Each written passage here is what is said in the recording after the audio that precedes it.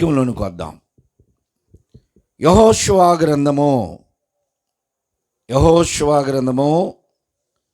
1వ అధ్యాయము 10వ వచనం నుండి చదవండి.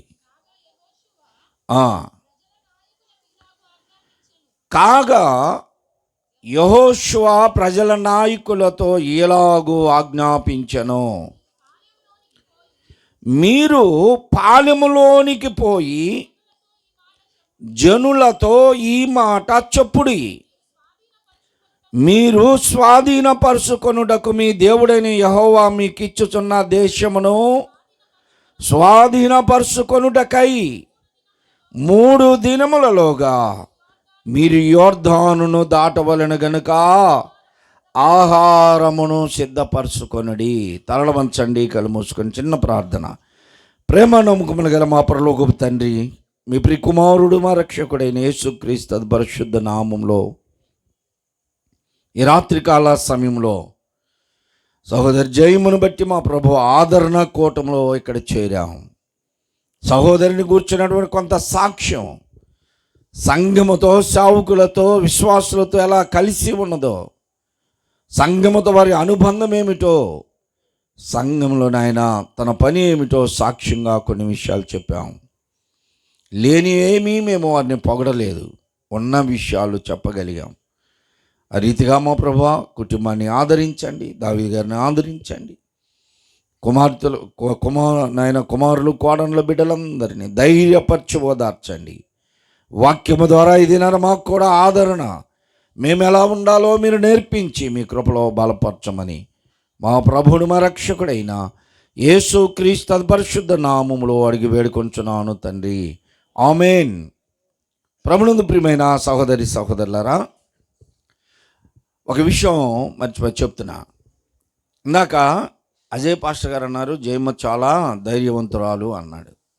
జయమ్మ ధైర్యవంతురాలు కాదు, దావీదు గారు ధైర్యవంతుడయ్యాడు.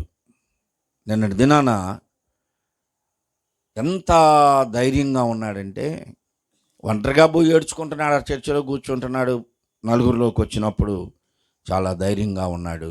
ఇంకొక విషయం ఏంటంటే, ఈయన ఇంతకుముందంతా ఫుల్ అయిపోయి లోడు, తాగుడు బాగా లోడ్ అయిపోయి వచ్చి ఎక్కువైపోయి తొట్లో మునిగేవాడు, తొట్లో కూర్చొని ఏతేసేవాడు దిగిందాకా. అలాంటి పరిస్థితుల్లో హాస్పిటల్లో ఉంటే ఒక మహానుభావుడు ప్రయత్నం చేశాడు, నువ్వు ఈ బాధలన్నీ మర్చిపోవాలంటరా రా అని తీసుకెళ్తున్నాడు. ఎక్కడికి అంటే, ఒక క్వార్టర్ ఎద్దాంరా, ఒక క్వార్టర్ ఎత్తే నువ్వు ఈ బాధలన్నీ మర్చిపోతావు అని. అదే బలహీనుడైతే వేసేవాడే. హాస్పిటల్లో అలాగనే జరిగింది, వద్దన్నాడు. చనిపోయిన రోజు కూడా కొంతమంది అలాగనే ప్రయత్నం చేశారు, రాను అడిగదురా ఒక క్వార్టర్ ఇస్తే నీకు ఈ దుఃఖం అంతా పోద్ది అని. మందు జోలి పోకుండా, పిల్లల ముందు వేదన బయటపడకుండా చాలా ధైర్యంగా ఎక్కడున్నాడు. నాతో పాటు చర్చిలోకి వచ్చి ఏడుస్తా కూర్చున్నాడు. దేవుని సన్నిధానంలో మనిషికి కొంచెం తొందర ఎక్కువైనా గుండె ధైర్యంతో మందు జోలి పోలా. దేవునికి స్తోత్రం. చివరి దాకా కూడా దేవునిలోనే ఉండు. ఎవరు ఎన్ని ప్రయత్నాలు చేసినా దాన్ని జోలి పోవద్దు. వెనకటి జీవితాన్ని విడిచిపెట్టి ముందుకు వచ్చావు, క్రీస్తులో ముందుకు కొనసాగు. దేవుడు నిన్ను ఇంకా అభివృద్ధి చేస్తాడు. దేవుడు నిన్ను దీవించిన గాక. ప్రభువునందు ప్రియమైన సహోదరి సహోదరులారా, ఈ మధ్య కాలంలో ఒక విషయం జరిగింది. ఏమిటి అంటే, ఒక అతను తన భార్య చనిపోయింది. వీరిద్దరూ బ్రతికున్నప్పుడు అతను ఆమెను ఎంతగా ప్రేమించేవాడు. అసలు ఆ అమ్మాయిని వదిలిపెట్టకుండా బ్రతికాడు. అలాగా అంతగా ప్రేమించాడు. పురుషుల్లో ఎవరిని చూడనంతగా అతను వేదన చెంది కింద పడి బొర్లాడాడు ఆమె చనిపోతే. ఇక తెల్లారి సమాధి కార్యక్రమానికి తీసుకెళ్లారు. కర్మకాండాలు జరిపించి ఆ శ్మశానం నుండి అతను వస్తున్నాడు. అతను తిరిగి వస్తుంటే శ్మశానం నుండి అతని ఫోన్కి ఒక మెసేజ్ వచ్చింది. వింటున్నారు అందరూ? దేవుని స్తోత్రం చెప్పండి. భార్య చనిపోయింది. ఆ రాత్రి చనిపోతే పగలు తెల్లారిన తర్వాత సమాధి కార్యక్రమానికి తీసుకెళ్లారు. సమాధి కార్యక్రమం చేసి అతను తిరిగి వస్తుంటే అతని ఫోన్కి ఒక మెసేజ్ వచ్చింది. ఏమిటి ఆ మెసేజ్ అంటే, ఏమండి నేను క్షేమంగా చేరాను, నాకు అసలు ఎంత వెల్కమ్ బాడినట్లుగా, అంటే పెద్దవాళ్ళంతా ఎదురొచ్చి నన్ను ఆహ్వానించి లోపలికి తీసుకెళ్ళారు, నేను క్షేమంగానే చేరాను, ఇక్కడ ప్లేస్ చాలా బాగుంది, ఒక పెద్ద ఇల్లు ఇచ్చారు, నాకు ఒక్కదానికే ఇంత పెద్ద ఇల్లు ఎందుకని నేను వాళ్ళని అడిగితే నీ భర్తని పిల్లలను కూడా తీసుకొచ్చుకో అని చెప్పారు, నేను ఒక 2-3 రోజుల్లో మరలా వస్తాను, మీరు సిద్ధపడి ఉండండి, మిమ్మల్ని కూడా తీసుకొస్తాం అని చెప్పి మెసేజ్ వచ్చింది. ఆ మెసేజ్ చూసి నేను ఇంకొంచెం ఏడుస్తున్నాడు. ఏం జరిగింది ఏంటి అంటే, ఆ మెసేజ్ అందరూ చూస్తున్నారు. చనిపోయిన అమ్మాయి పంపించింది. ఎక్కడి నుండి? స్వర్గం నుండి. నేను క్షేమంగా చేరాను, ఇక్కడ నాకు అందరు పెద్దవాళ్ళంతా లేచి వచ్చి నన్ను ఆహ్వానించారు అంటే అబ్రహాం, ఇస్సాకు, యాకోబులు అనుకున్నారు. నాకు ఒక పెద్ద ఇల్లు ఇచ్చారు, ఆ పెద్ద ఇల్లు నాకెందుకు అంటే ఇక్కడ వెంటనే నీ భర్తని పిల్లల్ని తెచ్చుకోమన్నారు అని మెసేజ్ పంపిస్తే, ఆ మెసేజ్ చూస్తే ఆమె చాలా ఇతను ఇంకా వేదన చెంది ఏడుస్తున్నాడు. వందనాలండి. అలా ఏడుస్తూ ఉన్న సందర్భంలో మీలాంటి తెలుగు కలిగిన వాళ్ళు ఇటీ ఫోన్ ఇటీ అని చూశారు. చూస్తే పేరు అదే ఉంది కానీ నెంబర్ తప్పు ఉంది. ఆ మెసేజ్ పంపించిన ఆమె మెసేజ్ టైప్ చేసింది, టైప్ చేసి నెంబరు పంపించడానికి ఒక నెంబర్ తప్పు కొట్టింది. అది ఈయనకు వచ్చింది. ఆ పంపించిన అమ్మాయి ఎవరు అంటే బెంగళూరులో జాబ్ వచ్చింది ఆ అమ్మాయికి, ఐటీ జాబు. రాత్రి బస్సులో వెళ్ళింది, పొద్దున్నే చేరింది. వాళ్ళు ఆమెకి అక్కడ సదుపాయాలు కల్పించారు. ఒక ఇల్లు ఇచ్చి అమ్మాయి ఇక్కడ ఉండు, నీ భర్తని పిల్లలను కూడా తీసుకొచ్చుకో అని చెప్పారంట. ఆ మెసేజ్ పంపిస్తే అది భర్తకి వెళ్ళాల్సింది ఎవరికి వచ్చింది? భార్య చచ్చిపోయిన ఆయనకు వచ్చింది. ఇప్పుడు ఒకవేళ జైమ్ మీద మెసేజ్ పంపించింది అనుకో దావీదు గారి ఫోన్కి, ఎలా ఉంటుంది ఇప్పుడు?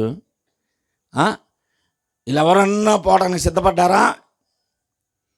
నిజమే, మా అమ్మ వెళ్ళిన దగ్గరికి మేము కూడా వెళతామని మెసేజ్ పంపించింది, దేవుడు కనికరించాడు మమ్మల్ని, మేము వెళతాము, అక్కడ పెద్ద ఇల్లు అంట, మా కొరకు ఒక నివాసం ఉందంట అని వెళ్ళగలిగిన వాళ్ళు ఉన్నారా? ఎందుకంటే మా నాన్న పంపిస్తే నేను పోతానా?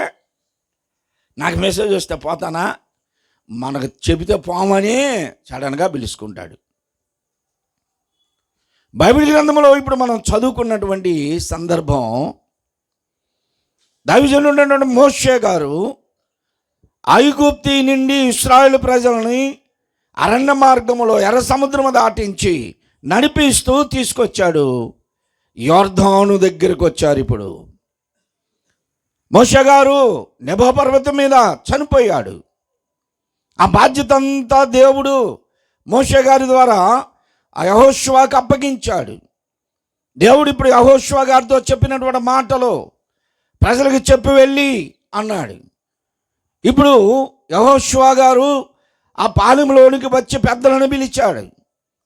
పెద్దలందరిని పిలిచి, మీరు వెళ్ళి ప్రజలతో ఈ మాట చెప్పండి. 1వ అధ్యాయము 11వ వచనంలో అంటున్నాడు, మీరు స్వాధీనము చేసుకోబోయేటువంటి ఆ దేశమును మీరు స్వాధీనపరచుకొనుటకు 3 దినముల ప్రయాణం ఉన్నది. కాబట్టి మీరు యొర్దానును దాటడానికి 3 దినముల ప్రయాణం. ఈ ప్రయాణములో మీరు వండుకోవడం తినడం కుదరదు, ఆకాశం నుండి మన్నా పడదు, మీరు ఆహారమును సిద్ధపరచుకొనుడి అని చెప్పాడు. ప్రభునందు ప్రియ సహోదరి సహోదరులారా, ప్రజలతో చెప్పినటువంటి మాట ఇది. ఎప్పుడో దేవుడైన యెహోవా యెహోషువ గారితో ఇశ్రాయేలు ప్రజలకు చెప్పిన మాట ఇది నానా మనకు కూడా వర్తిస్తుంది. దేవుని ప్రజలు ఇశ్రాయేలీలు.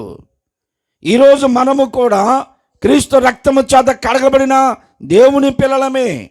నూతన ఇశ్రాయేలు జనాంగముగా వాగ్దానము చేయబడినటువంటి ఇజ్రాయెల్ దేశమునకు వారు బయలుదేరితే, మనకు వాగ్దానం చేయబడినటువంటి పరలోకమునకు పరదేశకు మనము బయలుదేరాము.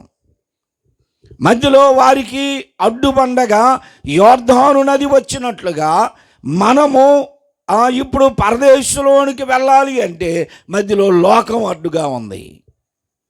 వారు యోర్దానును దాటి వెళ్ళాలి, మనము లోకమును దాటి వెళ్ళిపోవాలి. ఈ మధ్యలో మనము చేయవలసినటువంటి కార్యం ఉంది. వారు యోర్దానును దాటడానికి 3 దినముల ప్రయాణం అంట. మనము కూడా 3 దినాల ప్రయాణం ఉంది. యోర్దానుని 3 దినములు పట్టదు దాటడానికి. ఈరోజు నీవు వెళ్ళి చూస్తే ఇజ్రాయెల్ దేశంలో యోర్దాను నది ఇంత చిన్నగా ఉంటుంది.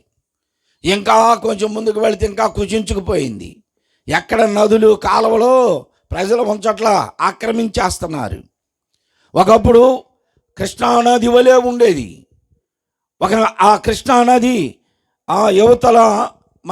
యువతల తాడేపల్లి దగ్గర నుండి యువతల ఒడ్డు నుండి ఆ చివరి ఒడ్డు మీదకి ఈ బ్రిడ్జి మీద మనం దాటాలంటే ఒక 70 కాణాలు ఉంటాయి. ఈ చివరి నుండి ఆ చివరికి దాటడానికి నడుచుకుంటూ వెళితే ఒక మనిషి ఎన్ని పూటలు వెళ్తారు? ఒక 2 పూటలు పట్టిద్దా? ఒక పూట పట్టిద్దా? ఒక గంట పట్టిద్దా? లేదు, 10 నిమిషాల్లో నడవచ్చు. ఒకవేళ ఆ కృష్ణానదిలోనికి దిగి ఇసుకలో నడుచుకుంటూ అవతల గట్టుకి వెళ్ళడానికైనా సరే ఇంకొక గంట ఎక్స్ట్రా పట్టవచ్చు, ఒక గంటలో వెళ్ళిపోవచ్చు. అలాంటిది దేవుని ద్వారా ఆజ్ఞ పొందినటువంటి యెహోషువ గారు చెప్తున్నారు. ఇప్పుడు 3 దినముల ప్రయాణం ఉంటుంది మీకు అన్నాడు. ఎందుకు 3 దినముల ప్రయాణము అంటే, ఆ యోర్దాను నది వారు లోపలికి దిగి మరలా లోపల నడిచి అవతల గట్టు ఎక్కడానికి ఒక మనిషికి 1 గంట టైమే పట్టవచ్చు. అవును, కానీ వారు అవతల ఒడ్డుకు వెళ్ళి సరాసరి వారికి స్వాధీనం చేసుకునే దేశంలోనికి వ్యక్తిగతంగా ఒక్కొక్కరుగా వెళ్ళరు. ఈ గట్టు దిగి అవతలకి గట్టు మీదకి వెళ్ళినటువంటి ఏ వ్యక్తి అయినా వెనక వచ్చేవారందరూ కొరకు వారు ఎదురు చూడాలి. ఈ చివరి వ్యక్తి యోర్దానును దాటి అవతలకి రావడానికి 3 దినముల ప్రయాణం అన్నమాట. అంటే వీళ్ళందరూ అదే క్రమంలో దిగి నడిచి వెళ్తుంటే 3వ దినమునకు వారందరూ అవతలకి వెళ్ళిపోతారు. అందువలన ప్రజలకు చెప్తున్నాడు, ఈ 3 దినములు మీరు ప్రయాణంలో ఉన్నారు కనుక ఆ ఆకాశం నుండి పడుతున్నటువంటి మన్నా అనేటువంటి ఆహారము మీకు ఇప్పుడు కాలంలో దిగుతారు, నీళ్ళు ఉండొచ్చు, ఇసుక ఉండొచ్చు, అక్కడ కొరవదు. మీరిప్పుడే ఈ సమయంలోనే 3 దినములుగా సరిపడే ఆహారమును సిద్ధపరుచుకొని ప్రయాణంలో మీరు తింటూ వెళ్ళండి అన్నాడు. అవతలకు వెళ్ళిన తర్వాత మీరు అదే ఆహారాన్ని తినాలి. ప్రజలు అడుగుంటారు, అయ్యా మేము ఈరోజు తీసుకున్నటువంటి మన్నా అనేటువంటి ఆహారము ఉదయానికి పురుగులు పట్టిపోతుంది, 3 దినములు ఎలా ఉంటుంది అంటే, యెహోషువ గారు అన్నారు, మీరు విశ్రాంతి దినము కొరకు ముందు దినమున దాచుకుంటే అది పురుగు పట్టట్లేదు కదా. దేవుని ఆజ్ఞ ఇది.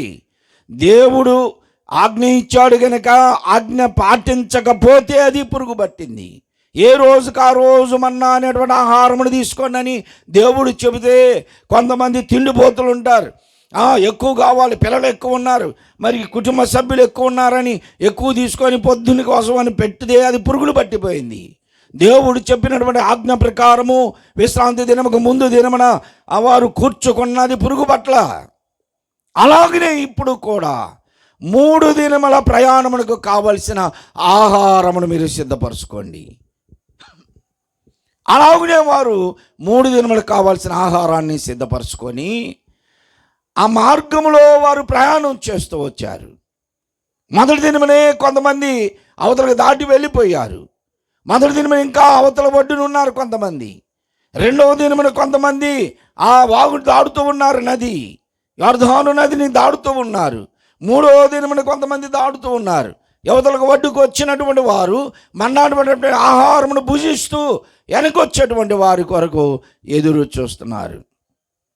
ప్రియ సహోదరి సహోదరులారా, ఇశ్రాయేలీయుల యొక్క నిర్గమంలో జరిగిన ఆ కార్యం అది. మరి దినాన మన పరిస్థితి ఏంటి? మనం ఎలా ఉన్నాం? 3 దినముల ప్రయాణము మన జీవితాల్లో కూడా. 3 దినముల ప్రయాణం, 3 నాళ్ళ ముచ్చట. ఎవరైనా చనిపోయారనుకోండి, ఆ చనిపోయిన దగ్గరికి వచ్చి నిట్టూర్పులు విడిచి వెళ్ళిపోతారు. కొంచెం ఎవరైనా యవనస్తులు చనిపోయారనుకోండి, అక్కడికి వచ్చి ఏడ్చి నిట్టూర్పులు విడుస్తారు. ఏముందలే బతుకు, ఇంకా 3 నాళ్ళ ముచ్చటే, ఎంతకాలం బతుకుతాం మనం, ఈ అంతకాలం అనుకుంటా ఇంటికి వెళ్ళారనుకోండి, అవతల కసు యువతలకు రావాలి. అప్పుడు తెలిసిద్ది ఇలా 3 నాళ్ళ ముచ్చట. 3 నాళ్ళ ముచ్చట కోసమే ఆ ఇంటి పక్క వాళ్ళతో అసలు సమాధానం ఉంటుందా? 3 నాళ్ళ ముచ్చటే నీ పొరుగు వారితో, నీ ఇంట్లో వాళ్ళతో, వీధిలో వాళ్ళతో సమాధానం ఉండదు. చెప్పడానికి మాత్రం, నిట్టూర్పులు విడవడానికి మాత్రం 3 నాళ్ళ ముచ్చటే. పాటలు కూడా పడతాంగా, 3 నాళ్ళ ముచ్చట కోసం ఈ మనిషి పడే తపన చూడరా, కళ్ళలైన కలలు మానరా, ఎల్లవేళలా ప్రభుని వెతకరా. 3 నాళ్ళ ముచ్చట కోసం, 3 నాళ్ళ ముచ్చటే, 3 దినాల ప్రయాణము. ప్రియ సహోదరి సహోదరులారా, యొర్దాను నది మొదటి దినమనే దాటిన వారు ఉన్నారు. మన మధ్యలో కూడా మనకి 3 నాళ్ళు ఎలాగంటే బాల్యము, యవనము, వృద్ధాప్యము. 3 నాళ్ళు, మొదటి దినము బాల్యము, రెండవ దినము యవన కాలము, మూడవ దినమును వృద్ధాప్యం. మొదటి దినమును యొర్దానును దాటినట్లుగా మొదటి దినము అంటే బాల్యములోనే లోకాన్ని విడిచిపెట్టిన వారు చాలామంది ఉన్నారు. నేను మారు మనసు పొందిందే ఒక చిన్న పాప చనిపోతే ఆ పాపని శుభ్రంగా పౌడర్ పూసి, కాటుకు పెట్టి, పూలు పెట్టి, జల్లేసి, గౌనేసి ఆ అమ్మాయిని సమాధికి తీసుకుని వెళ్తే ఆ సమాధి దగ్గర ఆ పెట్టి నిండా, సమాధి నిండా నీళ్ళే. ఇక్కడ ఏడుస్తుంటే ఆ ఏడుపులు చూసి చిన్నపిల్లలు కూడా వెళ్ళిపోతారు, యవన కాలంలో వెళ్ళిపోతారు అని అక్కడికి వెళ్ళిందాక నా దుఃఖం ఆగలేదు. ఆ నీళ్ళల్లోనే పెడితే ఆ బిడ్డని ఎంతగా ప్రేమించారు, ఎంతగా పరిశుభ్రంగా చూసుకున్నారు. వెళ్ళిపోయింది. అది నా హృదయం కరిగిపోయింది. ఒక దినం మనం కూడా వెళ్ళిపోతాం, ఏదో ఒక రోజు వెళ్ళిపోతామని పరిపూర్ణతలోనికి వచ్చాను. అలాగా ఎంతోమంది బాల్యములోనే, మొదటి దినములోనే యాత్రను ముగించుకొని వెళ్ళిపోయిన వారు ఉన్నారు. రెండవ దినములో ఉన్నావా? నువ్వు బాల్యం దాటావా? యవన కాలంలోనికి వచ్చావా? యవనస్తుడుగా విర్రవీగుతున్నావా? యవనస్తురాలుగా విర్రవీగుతున్నావా? ప్రియా యవనస్తురాలా, యవనస్తుడా, లోకము బహు భయంకరమైనటువంటి స్థితిలో ఉన్నది. లోకము బహు మాయలో ఉన్నది. ప్రజలను మాయ అనేటువంటి ముసుగులో ఉంచేస్తుంది. ఇప్పుడు యవనస్తుల పిల్లలను చూడండి, 15 నుంచి 20-25 సంవత్సరాల వయసులో ఉన్న యవనస్తులు, వాళ్ళు ఎంతగా విచ్చలవిడిగా ఉంటున్నారంటే వాళ్ళ ఉద్దేశం ఏమిటంటే, ఒకప్పుడు మనం కూడా అదే ఉద్దేశాల్లో ఉన్నాం. ఏంటంటే ఇదే యవనం, ఇదే బలం, ఇదే పౌరుషం, ఇదే రౌద్రం, ఇదే ప్రకారంగా చిరకాలం ఉంటాం అనుకుంటారు. అంతే. 30 సంవత్సరాలు రావాలా, అప్పుడు తెలిసిద్ది. శరీరంలో ఏమైంది, ఇంజిన్ అంతా ఇక బోరుకు వస్తూ ఉంటుంది, ఏదో ఒక రిపేర్ అనమాట. బైక్ ఉన్న వాళ్ళ దగ్గర చూడండి, ఆటోలు బైకులు ఉన్న వాళ్ళే ఒక నట్టు ఊడిపోతే కొత్త నట్టు వేస్తుంటారు, ఏదో ఒక చైన్ దిగిపోతే మరలా బిగియటం. అలాగని 30 సంవత్సరాల నుంచి ఇంకా ఏమవుతుంటుంది, 30 సంవత్సరాల నుంచి పళ్ళు ఊడిపోతూ ఉంటాయి, అటు ఇటు అంటే మధ్యలో బీకేస్తారు. కళ్ళకి నిన్న రాత్రి ఒక దగ్గర ప్రార్థనకి వెళ్తే అమ్మాయి మేమే పెళ్ళిళ్ళు చేసింది, ఎంత ఒక 30 కూడా ఉండవు అమ్మాయికి. నల్ల కళ్ళద్దాలు పెట్టుకొని ఎట్నే దీక్షకు కూర్చోంది ప్రార్థనలో, నల్ల కళ్ళద్దాలు పెట్టుకొని కూర్చుంది. నేను ఆశ్చర్యపోయా. మా ఏంటి అది నల్ల కళ్ళద్దాలు పెట్టావంటే, ఈ అమ్మాయి చదువుతుంది, మా అమ్మకి ఆపరేషన్ జరిగిందండి కళ్ళకి అంటుంది. అది చుక్కడాల చిన్న పిల్లకి. ఈరోజు ఎవరైనా సరే 30 సంవత్సరాలు వచ్చేసరికి, 30 కాదండి అసలు 20 సంవత్సరాలకే భూత అద్దాల్లాగా పెట్టి అద్దాలు ఎట చూస్తున్నారు. భూత అద్దాల్లాగా వచ్చేసినాయి. భూత అద్దాలే. ఎందుకు? కంటి చూపు తగ్గిపోయింది, సుకడాలు వచ్చేసినాయి, పళ్ళు పోయినాయి, ఒక గుప్పుడు బఠానీలు తినలేకపోతున్నారు ఇవాళ. మెత్తడు మాంసం అండి, మెత్తగా ఉండాలండి అని తెచ్చుకుంటున్నారు. ఎందుకు? ఆ మధ్యలో పళ్ళు పోయినాయి, బలం తగ్గిపోయింది. ఓపిక ఉందా ఎవరికన్నా? కింద కూర్చోగలుగుతున్నారా? స్టడీగా నిలబడగలుగుతారు ఎట్లాగా? అటు ఇటు కాసేపు కూర్చోగలుగుతున్నారా? కాసేపు నువ్వు ఓర్చుకోగలుగుతున్నావా? అన్ని రోగాల్ని శరీరంలో 30 సంవత్సరాల నుంచి ఇక ఇంజన్ రిపేర్కి వచ్చింది, కోటేశ్వరరావు దగ్గరికి పంపించాల్సిందే. ఇంకా బైకులన్నీ మన కోటేశ్వరరావు దగ్గరికి పంపించినట్టు ఇంజన్లన్నీ ఏమవుతున్నాయి? హాస్పిటల్కి వెళ్ళిపోతుంటాయి. హాస్పిటల్కి వెళుతున్నాయి. ఎంతసేపు వాపు వచ్చి నా ప్రార్థన చేయని వచ్చింది, కన్ను మూసుకుపోయింది. ఆ అమ్మాయి కన్ను మూసుకుపోయింది. ఏంటమ్మా అంటే ఫిఫన్ అంటుంది. ఫిఫన్ అంట. కన్ను మొత్తం భాగం అంతా వాసిపోయింది. ఎంతమంది ఎన్ని రోగాలతో ఉంటున్నారు. చాలామంది అనుకుంటున్నారు ఇదే ఏమైనా కాలం ఉంటుంది చివరిదాకా నాకు అనుకుంటున్నావు. జాగ్రత్త, ఉండదు. యవనస్తుడా, నువ్వు నీ స్థితిని గమనించు. యవనస్తులుగా ఉండగాని ప్రభు పిలుస్తున్నాడు. బాల్యంలో రాలేదా నువ్వు ప్రభు దగ్గరికి? బాల్యంలో ప్రభుని గుర్తెరగలేదా? బాల్యములో ఎంతమంది అండి?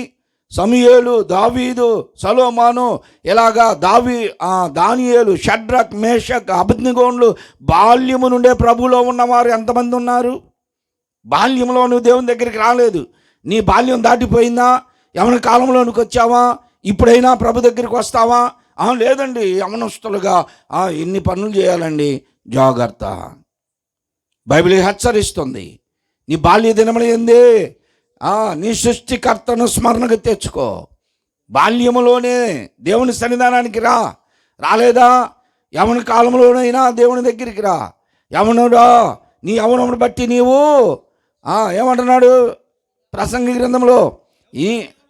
నీ యవనమును బట్టి సంతోషపడు. నీ యవన కాలమును బట్టి నీ హృదయము సంతృప్తిగా ఉండని, నీ కోరిక చొప్పున, నీ దృష్టి యొక్క ఇష్టము చొప్పున ప్రవర్తించు. నీవు సంతోషపడు. ఎలా సంతోషపడుతున్నావు? శుభాని హోటల్లోకి పోయి అంట వీడు, నేను ఒకటేందా 2 తింటాను అంటాడు. అంత బలం ఉంది నీకు, తిను, 2 తిను. ఇద్దరు కుర్రలు మాట్లాడుకుంటారు, నేను నీళ్లు కలపకుండా పచ్చి తాగుతాను రాడు. వామ్మో, ఎంత బలం నీకు! పచ్చిది కలుపుకొని తాగుతాడంట, అసలు నీళ్ళు కూడా కలపడంట, అంత దమ్ముందంట. చివరికి ఏమైందో తెలుసా? 2వ సంవత్సరం అంటున్నాడు. ఏమైంది అయ్యా అంటే, మంత వచ్చిందండి ఇదంతా అంటే. మరి పచ్చిది పోసుకొని నీళ్ళు కలుపుకున్నా పచ్చిదని ఏదని నీ ఆరోగ్యం పాడైంది. అందుకే ఇప్పుడు సొలొమోను అంటున్నాడు, యవనస్తుడా, నీ యవన కాలం మందు నీవు సంతోషపడుతున్నావు, ఇష్టానుసారంగా బ్రతుకుతున్నావు, నీ కోరిక చొప్పున నీవు బ్రతుకుతున్నావు, నీ ఆశలు తీర్చుకుంటున్నావు, ప్రభువుని లెక్క చేయట్లేదు, పాస్టర్లను కూడా తిడుతున్నావు, విశ్వాసులను తిడుతున్నావు. పాస్టర్ గారిని తిట్టాలంటే వీళ్ళు వంక పెట్టుకుని ఎవరిని తిడతారు? ఎవరిని తిడతారండి? ఈ మధ్యకాలంలో ఒక ఆయన నన్ను తిట్టాలనుకున్నాడు, భార్య మీద వంక పెట్టి తిడుతున్నాడు. భార్యని తిడుతున్నాడు. నేను అన్న, ఆ అమ్మాయి ఏం చేసిందయ్యా? నువ్వు తిట్టాలనుకుంది ఎవరిని వాళ్ళని తిట్టు అంటే, కాదులే పాస్టర్ గారు అంటున్నాడు. ఎవరినైనా లెక్క లేకుండా తిడుతున్నావు. నీ ఇష్టం వచ్చినట్లుగా నీ కోరిక చొప్పున నువ్వు బ్రతుకుతున్నావు. అయితే వీటన్నిటిని బట్టి దేవుడు నిన్ను తీర్పులోనికి తెస్తాడని జ్ఞాపకం చేసుకొని చావు. చనిపోయేటప్పుడైనా సరే జ్ఞాపకం చేసుకో. చనిపోయేటప్పుడు ఏదన్నా అనారోగ్యం వచ్చి డాక్టర్ గారు ఇంక నీకు సమయం అయిపోయింది అనాలి. అప్పుడు అమ్మ బైబిల్ తీసుకురా, అమ్మ గుండెల మీద పెట్టు, ఆ బైబిల్ తీసుకురా తల కింద పెట్టు. ఎక్కడ పెడితే ఏముంది? నీ హృదయమే మారలా, ఇంతవరకు హృదయమే మారలా. చనిపోయే సమయంలో వాళ్ళకి ఏం జరుగుతుందో తెలుసా? మీరు అంటుంటారు అప్పుడప్పుడు, నీ అంకలు ఎప్పుడు బిగిలిపోతాయి, నీ అంకలు ఎప్పుడు బిగిస్తాయి అంటారు. అంటే ఏంటి అనుకున్నారు? అంకలు పట్టుకోవడం అంటే చనిపోయే సమయంలో అంకంలో పట్టుకోండి, వాళ్ళు ఏదో చెప్పాలనుకుంటారు నీకు. వీళ్ళు వచ్చి అత్తమా ఆ జోడి ఎవరికి ఇచ్చావు, ఆ డబ్బులు ఎవరికి ఇచ్చావు, మరి నీ చేతికి ఉంగరం ఉండాలి, ఏమైంది అత్తమంటే ఆమె ఏదో చెప్పవా అటువంటిది. కానీ రాదు మాట. ఎందుకు? బతుకున్నప్పుడు నువ్వు చెప్పించావుగా నీ అంకంలో పట్టుకుపోనని. మాట రాదు. ఏదో చెప్పాలనుకుంటుంటారు, ఏం చెప్పలేక వాళ్ళు కూడా కళ్ళం నీళ్ళు పెడతారు, ఏం చెప్పలేరు. అలాగ చాలామంది అవకాశాలను పోగొట్టుకుంటున్నారు ప్రభు దగ్గర. ఒక ఆయన ఇలాగని చనిపోతుంటే ఇంటి వాళ్ళందరూ ఏం చేశారంటే, చనిపోయే సమయంలోనైనా దేవుని నామస్మరణ చేపిద్దాం కొంచెమని, బాబాయ్ బాబాయ్ బాబాయ్ నారాయణను నారాయణను నారాయణను అనమాటున్నారు. ఈయనకి మాట రావట్లేదు అన్నాడంట. అంటే రే కొంచెం అది నార తీసుకురంట, అదన్నా చూపిస్తాడు. నార అంటాడంటే అది తీసుకొచ్చి నారను అని నార చూపిస్తే వాడు పీస్ అని చచ్చిపోయాడు. చనిపోయే సమయంలో కూడా భక్తి లేదు, చనిపోయే సమయంలో కూడా ప్రభువు లేడు, చనిపోయే సమయానికి కూడా మార్పు లేదు, మారు మనసు పొందట్లా. నాకు బలము ఉన్నంత వరకు నమ్మలేదు నా యేసుని, నాకు బలము ఉన్నంత వరకు నమ్మలేదు నా యేసుని, బలమంతా పోయాక బలమంతా పోయాక వెంబడించాను నా యేసుని, పించుచున్నది కేకనాకు ఒక కేకనాకు ఒక కేకనాకు. బలం ఉన్నంత కాలం ప్రభు దగ్గరికి రావు, నీ బలాన్ని చూసి విర్రవీగుతావు. మంది బలం, మార్గబలం, ధనబలం, కులబలం, ఖండబలం, బలాలన్నీ చూసుకొని దేవుని దగ్గరికి రావట్లా. బలం ఉన్నంత వరకు ఏమీ లేదు. ఈ మధ్య కాలంలో నానున్నప్పుడు ఒక ఆయన నాన్న దగ్గరికి వచ్చాడు. ఈ కళ్ళద్దం ఒకటి పగిలిపోయి ఉంది, వెనక తాడు కట్టాడు, కర్ర వేసుకొని వచ్చి, నాయన నేను కూడా నీతో రావాలనుకుంటున్నానయ్యా అన్నాడు. ఏడకంట సువార్త పనికంట. ఇంకేం వస్తాడు ఆయన? సైకిల్ దొక్కలేడు, నడవలేడు, చేతికి కర్ర వచ్చింది, కళ్ళద్దం పగిలిపోయింది, తాడు కట్టాడు, ఎటు రావాలన్నా రాలేడు. నాకు నీ అమ్మిటి రావాలందయ్యా అన్నాడు. ఎక్కడికి రావద్దులే, గుళ్ళోకి రా అన్నా. బలవంతా ఉన్నంత కాలము అయిపోయింది. నాకు కన్ను దృష్టి ఉన్నంత వరకు చదువలేదు. ఇప్పుడు ఏం చేస్తున్నారు రా పిల్లలంతా? కన్ను దృష్టి బాగున్నంతసేపు ఏం చేస్తున్నారు? ఏం చేస్తున్నారు? Cell phone. ఒక ఆయన చదువుతున్నాడు, పాస్టర్ గారు వాడిని తిడితే ఆపండిరా అంటేనంట దుప్పట మూసుకొని దుప్పట్లో చదువుతున్నాడు అంటాడు. ఏ ఫోన్లు అవి చూసి అదంతా కళ్ళకు కొట్టి కళ్ళు మసకలు వచ్చేస్తున్నాయి. నాకు కను దృష్టి ఉన్నంత వరకు చదువలేదు నీ వాక్యము, కను దృష్టి పోయాక కను దృష్టి పోయాక చదవాలని ఉంది నీ వాక్యము. ఏదైనా సరే నువ్వు ఆరోగ్యంగా ఉన్నంతసేపే. నీ కండ బలం ఉంది, గుండె బలం ఉంది, నీ పంటి బలం ఉంది, నీ కంటి బలం ఉంది. ఇప్పుడే ఇదే మిక్కిలి అనుకూలమైన సమయం. నువ్వు యవన కాలంలో ఉండగానే ప్రభు దగ్గరికి రా. యవనస్తులు ఎంతమంది ప్రభు కొరకు బ్రతికారు, యవనస్తులు ఎంతమంది ప్రభు కొరకు హతసాక్షులైపోయారు, ఎంతమంది పరలోక రాజ్యమును యవనస్తులు బలత్కారముగా ప్రవేశించారు. నీ యవన కాలంలోనే ప్రభు పిలుస్తున్నాడు, ప్రభు దగ్గరికి రా. యవన జీవితాన్ని పాడు చేసుకోవద్దు, యవన జీవితాన్ని పాడు చేసుకోవద్దు. కలవంటిది నీ జీవితము, కడు స్వల్పకాలము, ఇవక అది ఘోర ఉన్నావు పాపపు పడగ నీడలో, నీ అంతము ఘోర నరకమో యువక, అది ఏ నిత్య నరకము. పాపపు పడగ నీడలో ఉన్నావు. యవన కాలంలోనే ప్రభు దగ్గరికి రా. మొదటి దినమున యోర్దాను దాటి వెళ్ళిపోయారు. మొదటి దినమున లోకమును విడిచి వెళ్ళిపోయారు చాలామంది. రెండవ దినమున యోర్దానును దాటి అవతలికి వెళ్ళారు. రెండవ దినమున అంటే యవన కాలంలో చనిపోయిన వారు ఎంతోమంది ఉన్నారు. నాకు తెలుసు, దేవుడు నన్ను ఇప్పటి వరకు క్షేమంగా ఉంచాడు.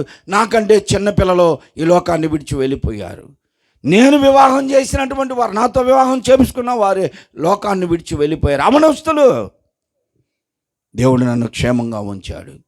యవనస్తుడా, దేవుడు నిన్ను క్షేమంగా ఉంచాడా? ఈరోజు ఇదే మిక్కిలను కొలబడిన సమయం, రేపేమి సంభవించను నీవెరుగవు గనుక ఇదే నీవు ప్రభు దగ్గరకు రావాల్సింది. నీ జీవితమును ప్రభుకు సమర్పించు, పశ్చాత్తాపడు, పాపమును ఒప్పుకో, ప్రభువుని స్వరక్షకునిగా అంగీకరించు, నిత్య రాజ్యమునకు వారసుడవుతావు. మూడో దినమున చాలామంది ఆ యోర్దానుని దాటారు. ఒకవేళ నీవు వృద్ధాప్యంలోనికి వచ్చావా, యవన కాలం అంతా దాటి వెళ్ళిపోయావా, దేవుడు నిన్ను ఇప్పుడు దాకా ఉంచాడా? మూడో దినమున నువ్వు క్షేమంగా ఉన్నావా? చాలామంది తల్లిదండ్రులు బ్రతికుండగానే పిల్లలు చనిపోయిన వాళ్ళు ఉన్నారు. నిన్ను ఇంకా వృద్ధాప్యంలో దాకా ఉంచాడు. దేవుడు నిన్ను ఇప్పటి వరకు ఉంచాడు కనుక ఈ వయసులోనైనా ప్రభు దగ్గరికి రా. యేసు ప్రభు ఒకరోజు ఆ మార్గాన్ని వెళుతూ ఉంటే, బేతనియా నుండి యెరూషలేముకి వెళుతూ ఉంటే త్రోవ ప్రక్కన అంజూరపు చెట్టు, ద్రాక్ష తోటలోని అంజూరపు చెట్టుని చూసి, ఎంతకాలం ఇది కాపు లేకుండా ఉంటుంది, నరికేసేయి అన్నాడు. ఎంతకాలమో 3 ఏళ్ల నుండి చూస్తున్నాను నేను, దీని మీద ఒక్క ఫలం కూడా లేదు. దీని ద్వారా ఈ స్థలమంతా వ్యర్థమవుతుంది, నరికేసి వేరే మొక్క పెట్టు అన్నాడు.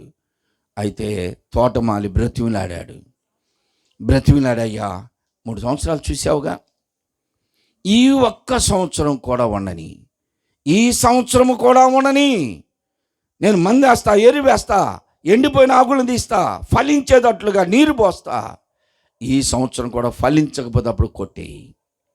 ఆ తోటమాలు ఎవరో తెలుసా? సేవకుడిగా మేమే. మీ కుటుంబాల కొరకు నిత్యము మేము ప్రార్థన చేస్తూ ఉంటాం. ఇవో మీ కొరకు కావలి వారిని ఉంచానని ఇర్మియా గ్రంథంలో ప్రభువు చెబుతున్నాడు. కావలివాడు చేస్తున్నటువంటి బోర ధ్వని విను. కావలివారిగా దేవుడు మమ్మల్ని ఉంచాడు. మీరు హాయిగా నిద్రపోతున్నా మీ కొరకు ప్రార్థన చేసే సేవకులు ఉన్నారు మీ గ్రామంలో. మీరు ఆదమరిసి నిద్రపోతున్నా మీ కుటుంబంలో భార్యాభర్తల కొరకు, పిల్లల కొరకు, మీ కుటుంబాల కొరకు, మీ కొరకు రక్షణ భారము కలిగి ప్రార్థన చేసే సేవకుడే కావలివాడు చే బోరధ్వని వినండి. ప్రభు పిలుపునిస్తున్నాం, రండి, ఇంకా మార్పు లేదా, మారు మనసు పొందు.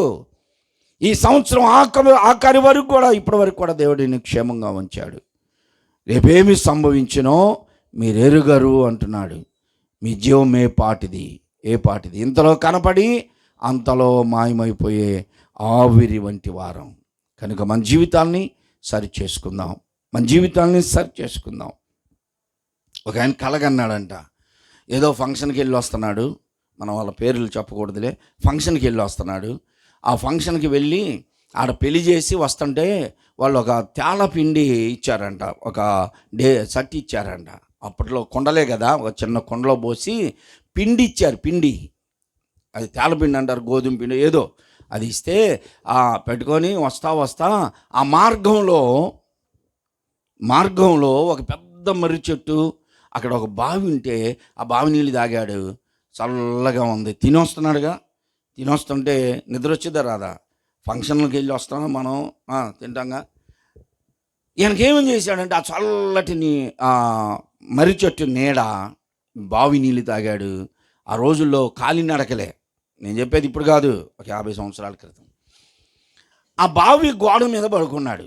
ఇంకా తిన్నాడు, కింద కూడా పడుకోలేడుగా. ఇప్పుడు మనుషులకంటే ఇదే బరువు, మొయ్యలేక నడుస్తున్నారుగా. ఆ వాకింగ్కి వెళ్ళి చూడండి అసలు ఎట్లా నడుస్తారంటే, వీళ్ళకంటే ముందు కడిపోతుంటుంది మాకు. ఇక కింద కూడా పండుకుంటే లేవలేమని ఆయన ఏం చేశాడంటే ఆ బావి గోడ ఉంటే గోడ మీద పడుకున్నాడు. ఆ కొండ పక్కన పెట్టాడు, చేతి కర్ర అక్కడ ఆనిచ్చి బావి మీద పడుకున్నాడు. పడుకోగానే అయ్యగారికి కల వచ్చింది. కలలుగంటున్నాడు. ఏం కలగంటున్నాడు తెలుసా? వీళ్ళు పిండి ఇచ్చారు కదా, ఈ కుండలో పిండంతా తీసుకెళ్ళి అమ్ముకుంటా, అమ్మిన డబ్బులతో ఒక కోడి పెట్ట తెస్తా, ఆ కోడి పెట్ట గుడ్లు పెట్టిద్ది, కోళ్ళు బాగా విస్తరిస్తాయి, వాటిని నమ్మి ఒక ఆవుని తెస్తా, ఆవు పాలు ఇచ్చిద్ది, ఆ పాలన్నీ అమ్ముకుంటా, ఆ పెళ్లి చేసుకుంటా, భార్య వచ్చిద్ది, మంచాలు తెచ్చిద్ది, వస్తువులు తెస్తుంది. ఇప్పుడు భార్యలు తెచ్చేయగా మనం ఏడ కొనుక్కుంటాం. భార్య మంచం తెచ్చిద్ది, తర్వాత పిల్లలు పుడతారు, పిల్లల్ని ఇవ్వాలి, అటు జరుగు అంటది, నేను కొంచెం జరుగుతా, అటు జరుగయ్యా అంటది, ఇంకొంచెం జరుగుతా, అటు జరుగయ్యా అంటది, జరుగుతా అని కలలుగాని ఏం చేశాడు? బావిలో పడ్డాడు. చాలామంది ఇలాంటి కలలుగా అంటున్నారు తెలుసా? కలలుగా అంటున్నారు, నేను అది చేయాలి, ఇది చేయాలి. కొంతమంది ఇంటి ముందు నిలబడి ఇక వచ్చే సంవత్సరం దీని మీద స్లాబ్ వేయాలి, ఇంకా ఆ తర్వాత ఇంకొకటి వేయాలి. ఈ లోపల నువ్వు ఉండవు. ఏంటి నీ పరిస్థితి? నీ పరిస్థితి ఏంటి? కలలుగా అంటున్నావా? అందుకే ఆ పాటలో కలలు కన్నా జీవితం కలసిపోయే నేలలో, ఇందాక సోదరుడు పాడాడుగా, ఎన్ని నాళ్ళ గమనము ఎంత దూర పయనమో, ఎన్ని నాళ్ళ గమనము ఎంత దూర పయనమో, ఈ దరిద్రిలోకమునని బ్రతుకు దినములనియో, ఎన్ని నాళ్ళ ఎంత దూర పయనమో. కలలు కనబాకండి. అది చేయాలి, ఇది చేయాలి. వచ్చే సంవత్సరం ఇక జనవరి, నువ్వు ఈ రోజు దాటితే ఏమవుతావో మనకు తెలియదు. కనుక కలలు కనబాకండి. దేవుని సన్నిధానంలో యోగ్యులుగా ఉందాం. కట్టింపుడు పుల్లయ్య గారు చనిపోయిన 3వ రోజు ఎలాగనే ప్రార్థన పెట్టాం. ప్రార్థన పెడితే ప్రార్థన అయిపోయింది. అప్పుడు పూరీళ్ళు మేరమ్మ గారు ఏం చేసిందంటే, అన్న ఇంట్లోకి రా ప్రార్థన చేసొద్దు అని పిలిస్తే నాన్న నేను ఇద్దరం లోపలికి వెళ్ళాం. లోపలికి వెళ్ళేసరికి పుల్లయ్య గారి ఫోటో ఉంది. పుల్లయ్య గారి ఫోటో అక్కడ ఉంది. అక్కడ పేపర్లో కారపూస పెట్టి ఉంది. ఎక్కడ? పుల్లయ్య మామ దగ్గర కారపూస పెట్టింది. నాన్న వచ్చి, సైతాన్ నేను తింటాడా ఆడ పెట్టావంటే, నాకు తెలియదు అన్నా ఎవరు పెట్టారో, అది ఏమేమి వచ్చి పెట్టి వచ్చింది. చనిపోయిన వాళ్ళు తింటారా? అంటారు. ఒక దగ్గర ఇలాగనే జ్ఞాపకార్థకోవటం జరిగింది. 5వ రోజు పెట్టారు, భోజనాలు చేశారు, టేబుల్ చేశారు, పాస్టర్లు చాలామంది వచ్చారు. ఆ చనిపోయినటువంటి వ్యక్తి జాబ్ హోల్డరు. ఇక భోజనాల కోసం కూర్చోబెట్టి అందరికి నీళ్ళు ఇస్తర్లు వేశారు, నీళ్ళు పెట్టారు. అందరికంటే ముందు నాకు అన్నం తీసుకొచ్చారు. ఇస్తర్లో 2 లెగ్ పీసులు వేశారు, 2 జాంగిరీలు వేశారు, తర్వాత ఇంత కూర వేశారు, 2 గంటలు కూర వేశారు, అన్నం 2 ఐస్ కప్పులు పెట్టారు, ఇంకా ఏదో 2 గారెలు పెట్టారు. అన్నీ పట్టుకొని ఆ ఇంటి ఆయన తీసుకొచ్చి ముందు నాకు ఆడి పెడితేనే అనుకున్నా, పాస్టర్ గారంటే అంత అభిమానం వీళ్ళకి. 2 లెగ్ పీసులు, 2 గారెలు, 2 ఐస్ క్రీములు, ఇన్ని పెట్టారు. పాస్టర్ గారు ఎంత నేనంటే ఎంత అభిమానం, ముందు నాకే తెచ్చి పెట్టారు అన్న. పక్కనే ఆయన అంటున్నాడు, అభిమానమా పాడండి, ఆ పట్టం కాడ పెట్టాల్సింది తెచ్చి నీ కాడ పెట్టారు. అలా అంటే వాళ్ళు ఏం చేస్తున్నారు? తీసుకొస్తారా, తింటారా? వాళ్ళు చచ్చిపోయిన వాళ్ళ కాడ ఉండి అమ్మంటే పాస్టర్ గారు ప్రార్థన చేయండి, అన్నం తీయాలంటారు. ఎవరి కోసమయ్యా అంటే కాదులే అంటారు. తీసుకొని ఇస్తారో పట్టం కాడ పెట్టుతారు. ఇలాంటివి చేయకూడదు. మనం క్రైస్తవును. చనిపోయిన వారికి ఏమీ అసలు ఫలితమే ఉంది. ఇక్కడ ఏం జరుగుతుంది ఇప్పుడు జయముకు తెలుసా? పాస్టర్ గారు వాక్యం చెబుతున్నాడు అనేది తెలుసా? తెలీదు. వాళ్ళు ఏమి తినరు, పగబెట్టుకోరు, కోపపడరు. సొలొమోను అంటాడు, చనిపోయినటువంటి వ్యక్తి నిన్ను ప్రేమించరు, నీ మీద పగబెట్టుకోరు, అసూయపడరు, అసలు వాళ్ళకి ఏమీ తెలియదు ఇంకా. కాబట్టి మన జీవితాన్ని సరి చేసుకుందాం. 3 దినములు నీ ప్రయాణం ఉంది నీ ముందు. మొదటి దినం దాటావా, బాల్యం దాటావా, యవ్వనంలోనికి వచ్చావా, మరొక దినం ఉంది నీ ఎదుట, వృద్ధాప్యంలోనికి వచ్చావా, ఎప్పుడు పిలుస్తాడో తెలీదు, లోకాన్ని దాటుతావు. అయితే నీ ఆహారాన్ని సిద్ధపరచుకో. ఇదివరకు రోజుల్లో ఊర్లు వెళ్ళాలంటే మా సమయాల్లో, అంటే ఒక 40 సంవత్సరాలు వెనక్కి వెళితే ఏ ఊరు వెళుతున్నా మంచినీళ్ళకి నీళ్ళ తిత్తి ఉంటుంది, భోజనానికి సద్యం ఒకటి ఉంటుంది. కొంతమంది దగ్గర కొంచెం జ్ఞానం కలిగిన వాళ్ళు అయితే టిఫినీలు ఉండేవి. అన్నం తీసుకొని వెళ్ళేవాళ్ళం. అమ్మ నాన్న మా కొరకు అన్నం తెచ్చేవాళ్ళు మేము పిల్లలుగా ఉంటే. ఏ ఊరు వెళుతున్నా సరే. ఆ రోజుల్లో లేవు. ఇప్పుడు ఆహారాన్ని సిద్ధపరచుకో. నీకు కావాల్సిన ఆహారం ఏంటి? బాసుమతి రైసు, ఇప్పుడు స్టోర్ బియ్యం ఎవరు తింటలేదు, అమ్ముకుంటున్నారుగా. బాసుమతి రైసు అది తప్ప ఏది తింటారంట పిల్లలు. చెబుతుంది మొన్నాక, ఈ పిల్లడు అసలు బాసుమతి రైస్ తప్ప ఏది తింటలేదు అన్నాయ్ అంటున్నా. పెట్టమ్మా మంచిదాన్ని, రేపు నిన్ను అదే బాసుమతి రైస్ తో ధరించాలి అనుకున్నా. ఆహారం సిద్ధపరచుకో. నీవు శరీర సంబంధమైన ఆహారము నీ ఇంట నిండా ఉంది, నీకు ఎంత కావాలంటే అంత ఉంది. ఆత్మను పోషించే ఆహారం ఉందా? ఆత్మ సంబంధమైన ఆహారము, అనుదిన ఆహారము మాకు దయచేయమని యేసు ప్రభు శిష్యులకు నేర్పించాడు పరలోక ప్రార్థనలో. ఏ రోజు ఆహారం ఆ రోజు శరీర సంబంధమైన వారికి కావాలి, ఆత్మ సంబంధమైనది కూడా కావాలి మనకి. అనుదినము దేవుని వాక్యాన్ని చదువుతున్నావా, వాక్యాన్ని పఠిస్తున్నావా? ఇప్పుడు ఫ్యాషన్ అయిపోయింది, బైబిల్ ఎవరు చదవట్లా. ఫోన్లో ఎవరో పంపిస్తే, మోషే పాస్టర్ గారు నాకు పంపిస్తే అది తీసుకొని నేను ఇంకొక పాస్టర్ గారికి పంపిస్తే ఆయన ఇంకొకరు పంపిస్తే అది తిరిగి మళ్ళీ నాకే పంపిస్తున్నారు. అయినా పాస్టర్ గారికి మాకు వాక్యం తెలియదు, మాకు ఏమంటారండి వాటిని, వాక్యాలని పంపించే పోస్టులు అవి మాకు పంపిస్తారు. అసలు వాళ్ళు చదవరు, ఎవరో పంపిస్తే దాన్ని ఫార్వర్డ్ చేయటం ఎట్లా, ఎవరికైనా పాస్టర్ గారికి, అందరూ పాస్టర్ గారికే పంపిస్తారు. బైబిల్ చదవండి. ఫోన్లో రీడింగ్కి బైబిల్ రీడింగ్కి అక్షరాలు తేడా ఉంటాయి. బైబిలే చదవండి. అనుదినము ఒక అలవాటు పెట్టుకోండి. ఉదయమా సాయంత్రమా, ఉదయం ఒక అధ్యాయం, సాయంత్రం ఒక అధ్యాయం. నువ్వు ఖచ్చితంగా బైబిల్ చదువు, అదే నీకు అనుదిన ఆహారము. ఖాళీగా ఉంటే వాక్యాలు విను. నీవు ఖచ్చితంగా ఆరాధనకి వెళ్ళు, ఉపవాస ప్రార్థనలో పాలు పొందు, ఆల్ నైట్ ప్రేయర్లో ఉండు, సంఘ కార్యక్రమాలన్నిటిలో ఉండు. ఖచ్చితంగా ఉంటానండి నేను. ఎప్పుడు దేశాలకు ఎదిరించేటప్పుడు అప్పుడు అలా కాదు. మా దగ్గర అలా ఉండరు, ముందు వస్తేనే ఉంటారు, ఖచ్చితంగా వస్తారు, అన్ని కార్యక్రమాల్లో ఉంటారు. ఎవరైనా పర్వాలేదు, నీవు ఖచ్చితంగా ఆత్మీయ ఆహారాన్ని సంపాదించుకో, కూర్చుకో నీవు ఆహారాన్ని. ఈ 3 దినముల ప్రయాణానికి నీ జీవితంలో ఆహారము ద్వారా, ఆత్మీయ ఆహారము ద్వారా, వాక్యము ద్వారా బలపడు. నీ వాక్యమే నన్ను బ్రతికించును, బాధలలో నెమ్మదినిచ్చును. కృపాశక్తి దయాశక్తి సంపూర్ణుడా, వాక్యమై ఉన్న యేసు వందనమయ్యా. కృపాశక్తి దయాశక్తి సంపూర్ణుడా, వాక్యమై ఉన్న యేసు వందనమయ్యా.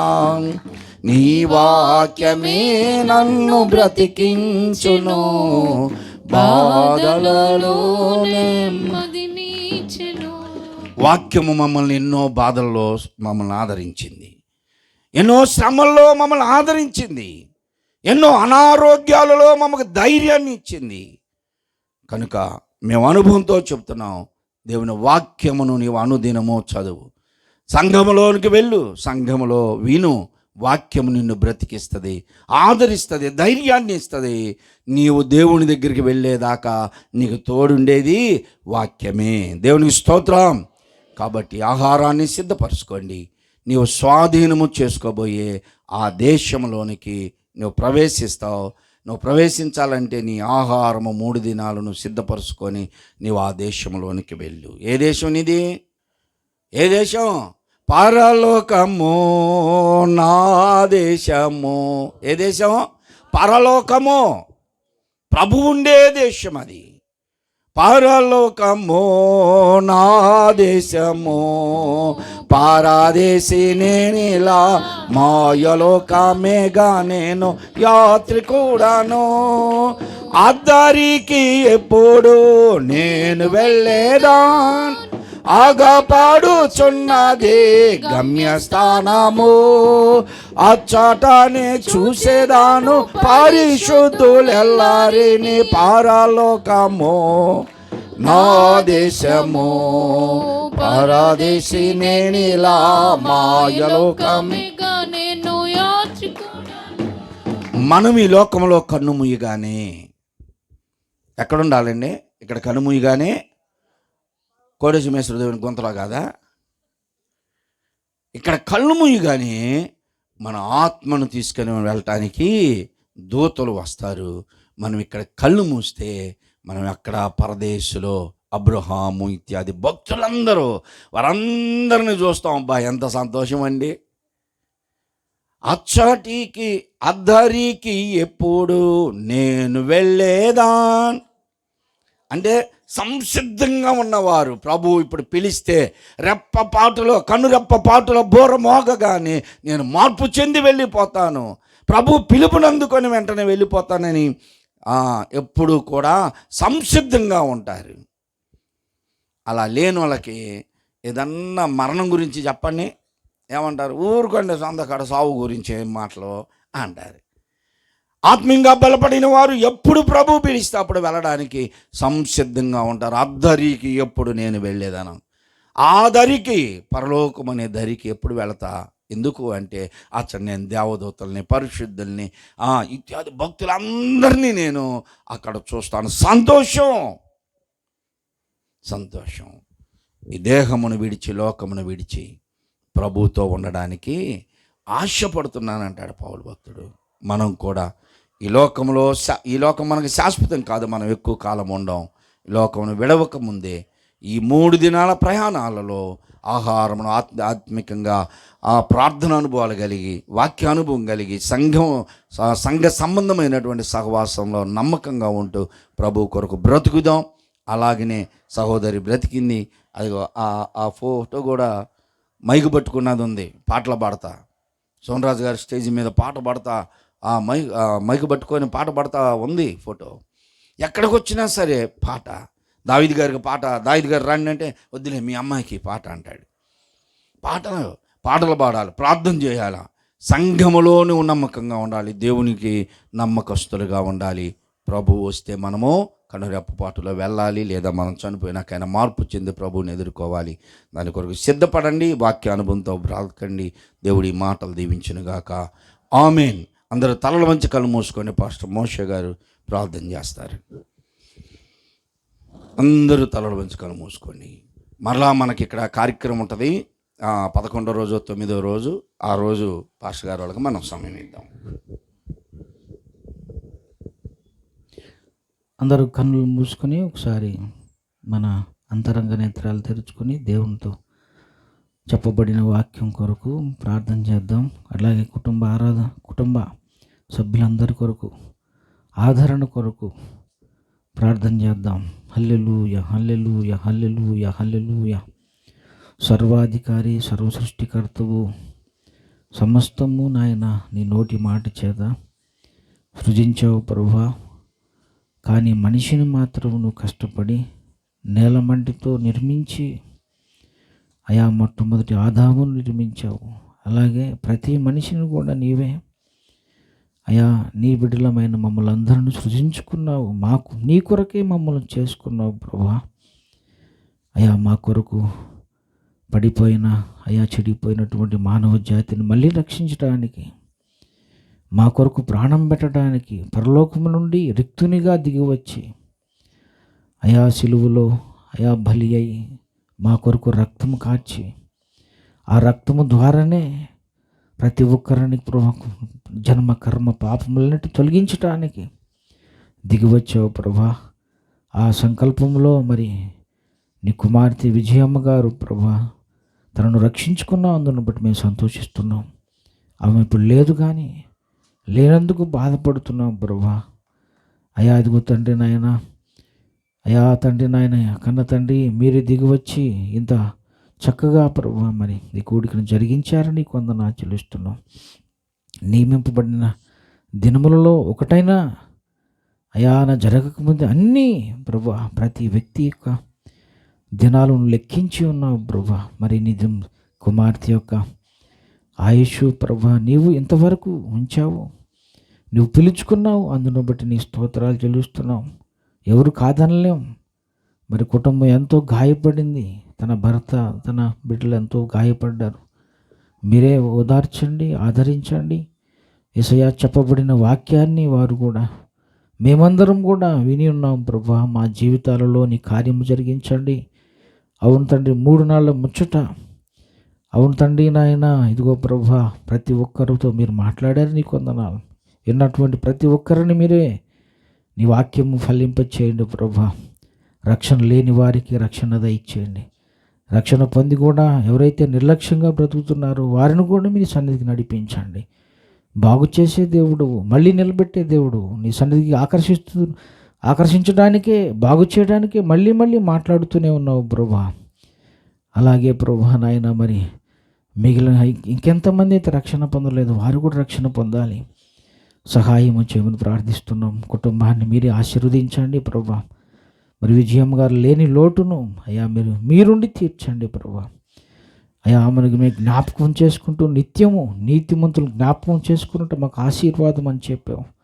మీ భక్తులను నీ వాక్యమును మేము నిరంతరము అయా జ్ఞాపకం చేసుకుంటూ స్మరిస్తూ నాయన అయా నీ నీతిని మేము ధరించుకుంటున్నాం ప్రభా. అయ్యా అలాగే మరి కుమార్తెను కూడా మేము అయా నిరంతరము జ్ఞాపకం చేసుకుని ప్రభా ఆమె ఎంత చక్కగా నీ కొరకు బ్రతికిందో ప్రభా, నీకు సాక్షిగా ఎలా బ్రతికిందో అలాగ బ్రతుకుటకు సహాయం చేయండి ప్రభా. నీకు వందనాలు. నీ దాసుని ఇంకా బలపరిచి వాడుకున్నందుకు నీకు స్తోత్రాలు. అందరి హృదయాల్లో నీ వాక్యం సమృద్ధిగా ఫలింపచేయమని యేసు పరిశుద్ధ నామమున అడిగి వేడుకుంటున్నాం పరమ తండ్రి, ఆమేన్. ఆమేన్.